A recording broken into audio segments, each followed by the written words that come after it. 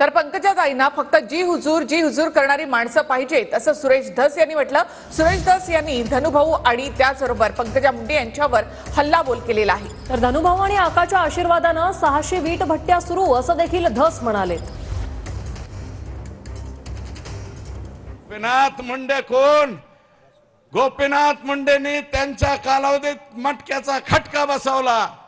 मुंबईतलं गँगवर कुणी जर बंद केलं असेल तर ते गोपीनाथराव मुंडेंनी बंद केलं। गोपीनाथांच्या बरोबर सुद्धा आम्ही 10 वर्ष काम केलं।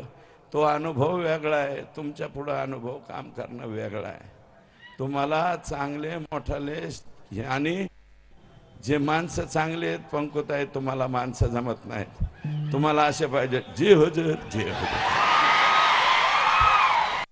आमची औलाद जी हुजूर करणारी नाही, आमची औलाद स्वाभिमानी औलाद आहे, तुमच्या पुढे जी हुजूर करणार नाही। आजपर्यंत केला नाही, उद्या बी कवाच करणार नाही, भले राजकारणात बाजूला जाऊ।